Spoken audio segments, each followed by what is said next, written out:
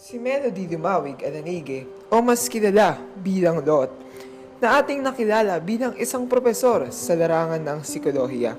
Sa loob ng 4 na sulok ng ating silid-aralan ay nagawa niyang magbigay ng saya, aral, payo at palawakin ng pananaw ng kanyang mga estudyante sa pang-araw-araw na buhay.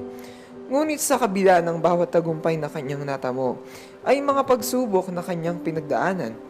Paano nga ba siya nakarating sa kanyang estado ngayon? At ano-ano ang kanyang mga pinagdaanan para maabot ang puntong ito? Tuklasin natin kung sino nga ba si Lot Alanige sa labas ng pagiging isang propesor. At ating tunghayan ang kanyang tunay na buhay. I am the eldest of the brood of 3. So I have 2 brothers with me. I'm the eldest. I've been singing in church since what? I was born in 1973. I started singing in church in the parish since 1991. Since nag-graduate ako na high school. So pagpasok ko ng PLM, I started singing also in church. I love music so much. Much as I wanted to study yung instruments, ang problema ko tayo. Occupation. Currently, I'm affiliated with 4 organizations. I teach here in PLM as a part-time instructor. I am the HR consultant of Mared Rubber Marketing Corporation. That's the one in Marilao. I am an on-call trainer of Ordev International. And the office is in Quezon City. And I am one of the authors of Buhay Publishing, which is also in Quezon City. I am currently taking my master's degree in clinical psychology. And hopefully, maituloy-tuloy ko hanggang Doctor of Psychology. Nagkataon nga lang yung school ng Doctor of Psychology is being offered only in one school in the Philippines, and that is in Angeles, Pampanga. Anyway, once a week. Mo ba take mo yun? I'm already on my 90% yes, I'm taking it. Wow. Sana. By others, magkakaiba kasi yan. Okay, pero my legal name is Melody L. Alanige. L stands for Lumawi. But I prefer my students to call me Lot, even on phone. For the reason that minsan yung melody kasi ang hirap intindihin sa phone. Iba pa rin yung recall kasi ng one syllable lang. And with regard to training, I also use the name Lot because usually kapag nag-introduce ako ng sarili ko or when I'm training, natatawa sila rin sa nickname ko. Kasi ang sinasabi ko, it's easier to remember for everybody because kahit saan ka lumingon, my name would always be there. You have the house and lot, I care for you a lot, you know. Ano po siyang klase? Okay, I have been seen as a person who is so reliable in almost every aspect. And in that reliability, I always give 100% what I can give. All heart, I give it my all. Hindi kasi ako siguro the reason why people rely on me, even with the smallest details, smallest query, smallest questions, they tend to ask me first. Kasi ang reason ko doon, whenever I answer, it's 100%, hindi ko iniiwanan ng bitin. Until nasabihin sa'yo, hindi ko talaga kaya, then I would admit, hindi ko kaya. Talagang kaya ko, bibigay ko siya. Sa kasalukuyan, marami kasi nagsabi sa akin in the past na they looked at me as a failure. Because when all of my classmates in college are already succeeding, I am barely there. I'm barely surviving, and yet they were already successful. But my point there is because at that time, na successful na sila, meron akong gustong mangyari. So, I can say, ngayon lang ako nag-reap ng rewards. Kaya sinasabi ko sa iba na, hindi naman importante yung edad eh. Ang point is, kung kailan. Kasi darating siya eh. Totoo yung sinabi nila, you would never know when. You would never even know how. So, ngayon lang ako nag-reap ng rewards ng mga pinaghirapan ko na ito. Kasi lahat ng pinagdaan. Kasi right now, I can say, yeah, I can eat wherever I like. I can go to whatever country I wanted to go to. Na to a point na minsan sinisettle ko na dito lang sa Manila. I've been to a lot of places also, nationwide, Luzon, Visayas, Mindanao. I've met a lot of people. Ganon. Yung mismong basic ability basic ko was from Dominican Sulit, Manila, sa may UST. Then I transferred, pagdating ko ng grade 2, I transferred na St. Paul, Parañaque. Until I graduated in high school. Then dito, for my undergrad, AB Psychology. If I'm not mistaken, we were the last batch of AB. Yung sumunod sa amin was already PS. Work, I started early, like sometime in high school. Nag-work na ako. Like on summer, mananahi kasi si mama. So yung naglililip ng laylayan ng palda, blouse, I get paid for that.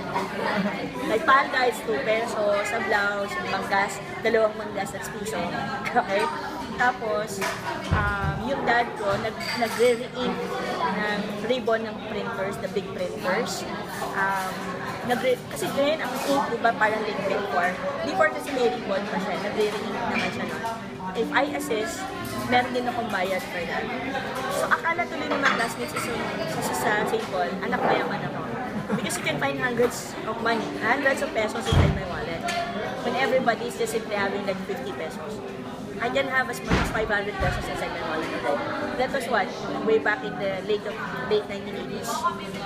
May ganun na akong pera. So, akala nila mayaman. Ang lagi sinasabi, I've been through the worst. To a point, I was left with like the last 10 pesos inside your wallet. Nabuhay ka pa. Nangyari sa akin yun. Yung halos sabi ko, mawalan ako parang so, I survived. Life goal. Siguro with regard to the career would be me having done prefix on my name, the doctor thing.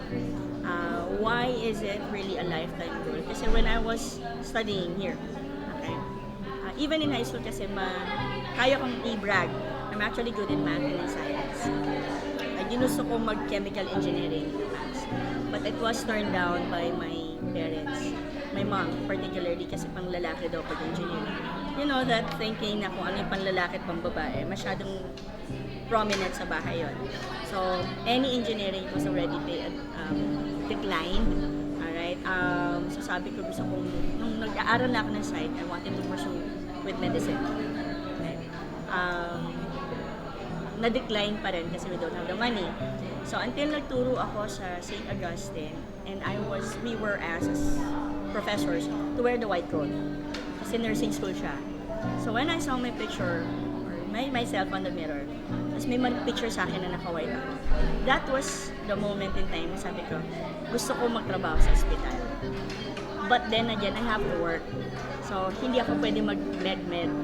Until yun nga, nag-start ako dito, total natapos yung mga brothers ko, bayad na namin yung bahay. So wala na tapos na namin bayaran lahat. So this time, inaharap ko yung career ko siguro yung resiliency, ang pinakamatinding meron ako. What do you mean by resiliency? You keep on falling, but you keep on standing up. Okay?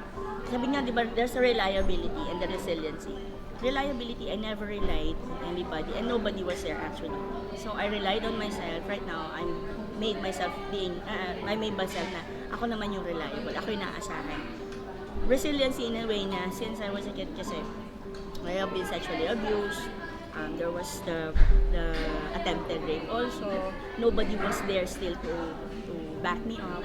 Yun lahat mula nun. Pero ang point ko kasi doon, kung hindi ko ibabangon yung sarili ko, wala namang tutulong sa akin. So yun yung pinaka-lifelong learned lessons ko talaga in life. Is every time that you fall, you keep on going back up. Daily routine on an ordinary day, alright? I usually wake up between 6 and 7 in the morning because I fix my room after that. I have breakfast with my mom. Minsan kasama yung dad ko. Ligo. Kapag wala akong work, can I stay home? Sabihin wala akong work, I don't need to leave. Wala ako sa Bulacan, wala ako dito sa PLM. Wala rin akong client call. Okay, so I usually stay home, but it's either I study or I work. Kasi as an HR consultant of the plant in Marilao, ang staff ko anytime pwede akong tawagan, any time of the day. And I have to hit the call. So it's either I do emails, I do calls, or on my break time daw po no, pero hindi siya talagang break because I study. Okay? Kasi kailangan just unti-unti kasi kailangan kong aralin yung subjects namin for the comprehensive exams after the ACADS, since I have 4 ACADS left. So medyo mas madugo yung mga susunod na exam na for me. Nung first time ako nag-16, body run pa siya. Yung kabady ko was my brother, who's used to run 21. Nakakaya na yung 21 eh. Kaya ako, galing ako ng 10. Sabi niya, ate, body run tayo 16. Sabi ko, shit, ang hirap nung magdadagdag ako ng 6 kilometers from my usual 10. Eh, siya bababa eh. From 21, bababa siya. So, okay lang sa kanya yun. Sabi ko, bahala na. Eh, ang body run kasi, sabay kayo mag-uumpisa. Kailangan sabay kayo matapos. Otherwise, hindi nyo makukuha yung medals nyo. So, paano po running yung pinaka-main hobby mo? Halos. This is something that people would say na parang buti daw okay akong ikwento siya. Because actually, I made money out of it. Kasi ginagamit ko siya example for resiliency. Especially with regard to violence against women. Alright? I had an uncle kasi who started molesting me. Since I was 8 years old, 7 or 8 years old, nagsimula lang akong lumaban na sa kanya when I was 18. So every time that he would have a chance na manghipo, the tongue inside my mouth, ganun katindi yun, he would do that. So imagine mo, yung buong childhood ko halos nawala sa akin. May yung tongue niya nasa loob ng bibig ko. Diba? I know it's gross. And seriously speaking, whenever I tell that story and yung guys would cringe like the way you did, natutuwa ako kasi sabi ko, marami talaga pa rin disenteng lalaki sa mundo. But it never made me a man-hater.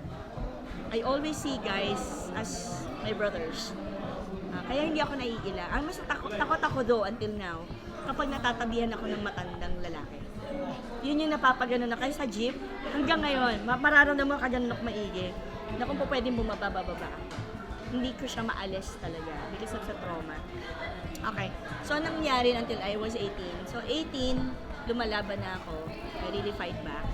So, hindi ako napakita sa relatives ko for about 2 years. Okay. When I was 2 to 3 years, when I was, I think, 21 or 22, he attempted naman to rape me. Okay. So, lumaban ako ng todo. And at that point, somebody already had witnessed the incident. But what turned it into a hell for me was that it was not the act, but when my dad said, anak, pagpasensyahan mo na lang, just forget about it, kasi kapatid ko yun, mahal ko yun, hindi ko naman pwedeng anahin yan. So that was the time that I realized that even your family members, you cannot really rely on your blood relatives. Kaya sa akin, when you talk about relatives, when you talk about family, it's about the people around you. It's the people around you and not the people you're related by blood. Kaya mapapansin niyo yung warmth ko sa bawat isa, ganong katindi. Kasi kaya masakit sa akin kapag ako yung tinitingnan ng masama. Kasi never ko tiningnan ng kapwa ko ng masama. Kasi ginawan ako ng masama, yes. But that doesn't make every person bad. Tama? So yun yan. But part of the darkest moments was when I was 18. That was the height of the molestation, remember? That was the height. That was also nabigla akong iniwan nung naging girlfriend ko na high school. Na first sexual experience ko din. So it was very traumatic for me. She left me then. My parents are separated. I was here in PLM, where in fact I am supposed to be in St. Paul, Manila. Kaya lang yung pang-tuition fee ko nagamit para i-save yung house because my dad wasn't paying at all pala for 2 years. So I had to sacrifice a huge chunk of my future because pumalpak yung dad ko in all aspects. And remember, yung ginagawa pa ng brother niya sa akin na nangyayari na yun and yet pinapatulog niya pa rin yung brother niya sa bahay. So just imagine the trauma that I lived with for the rest of yung haba ng buhay kong gano'n, di ba? For how many years I've been suffering that. Yun yung pinakamatindi. But at that point, iniwanan na ako. At yung best friend ko, transferred to Diliman because sa UP siya mag-aaral. And there was nobody that I can talk to. I would say, I attempted to commit suicide. Okay? Hindi ko ginusto. Everything went to me. Alam mo yung parang nagsabay-sabay siya. Then I got that letter na hinihiwalayan na ako. I was alone in the house. I was just simply saying I wanted to end the pain. I'm already tired. Then, all of a sudden, merong matinding headache sa part ko. Ang sakit ng ulo ko. Tapos, ang alam ko lang, pagod ako. Paulit-ulit siya. Then, nagulat ako, I was already on top of 2 chairs with a rope on my neck. Parang, oh my God, sabi ko, what am I doing? Kasi parang biglang may nag-create ng shadow sa mata ko. Doon ako nagising. So, doon din ang galing advocacy ko na whenever somebody's having a problem, just itap mo lang na ganito. Kasi baka doon pumunta yung thoughts. Uncontrolled kasi siya. Kasi sinasabi niya na ang nagsusuicide, hindi niya pinaplano. It just simply happens. Kaya if somebody has a problem, just simply do this. Malaking bagay siya. Tapikin mo lang. So siguro those were the darkest days. And paano ko ibinangon yung sarili ko? Nung nag-start ako mag-work sa Makati, that was the chance that I had, and I seek help already, psychologically. Sa pinsan ko, graduate na rin ng Master's in Psychology at the time. At the same time, humingi na rin ako ng tulong sa isang doctor sa Makati. That was the 10. I was under medication for about 2 to 3 months. Kasi may anxiety na ako eh. 18 pa rin po kayo after na experience yung Oo, yun yung, after na ng suicide, the suicide happened when I was 18. I seek help, siguro mga nasa 25 na ako, 26 years old. Kasi I thought I can handle it. Kasi di ba remember, I took up psychology. So I thought I can cure myself for that. Hindi rin pala kasi mapapagod ka pa din. So nag-seek ako ng help sa psychologist at kasi isang psychiatrist. Psychiatrist for me to rest. Kasi talagang pagod na pagod ako. Psychologist, by that way, I can learn to deal with my problems and my trauma without the medications. Ayun. So, doon, after nun, unti-unti na ako nakabangon. Pero, kaya ko sabihin, I did everything I could. Pero from 18 to 25 ka, hindi na, ano ba yung feeling niya po that time? Yun? Na hindi pa po kayo nagsisik ng help. I was so busy with PLM. Kaya yung utak ko nandito lang. Ang naging buhay ko ng PLM bahay, nothing else. Tapos I sing in between sa church. Okay. Pero yun lang, naging routine ko lang yan, hindi ako maalis sa ganun. Tapos I do volunteer works on the side pag summer. Ayun. Nag-volunteer ako with Northfield Foundation. So nag-aalaga kami ng mga mentally and physically disabled kids for about 3 days and 2 nights sa mga campsites. Every summer yon when I was in college. So yun yung mga bagay, kumaga parang yung nangyari sa akin, nire-focus ko siya. Imbis na mag-focus ako doon sa sakit, sa trauma, lahat, nire-focus ko siya sa books, sa experiences, doon sa career. Doon ko siya nilagay lahat. Kaya when somebody was asking, did I have a relationship when I was in high school? No. In college, no. Wala akong naging relationship. Siguro the relationship came in late na mga after 10 years, almost 10 years siguro since I graduated from high school. Ganun katagal. And out of all dun sa lahat po ng experience mo po, ano po yung message na may iwan sa Message, alright. Siguro based dun sa pinagdaanan ko, the best message I can actually give everybody, just take one step at a time. Live one day at a time. I mean, life is actually never a bed of roses. It's a combination of the roses and the thorns. Because you cannot see yung ganda ng roses mo nang wala yung thorns eh. At saka kaya siya maganda because there are thorns to protect. So, for me kasi ganon tayo eh. There are the things that happen around you is not to pull you down. Kasi choice mo yun eh. Kung iisipin mo na lahat naman nangyari sa akin is to make me a small person or to pull me down or to inspire me to grow up and be bigger than my emotions. Kasi life is always a choice. It's either you make it better or you make it worse. Pero after all of those things, at the end of the day, lagi ko lang sinasabi, keep on moving, one step at a time, and live one day at a time. At ako si Lot Alianige at itong aking tunay na buhay.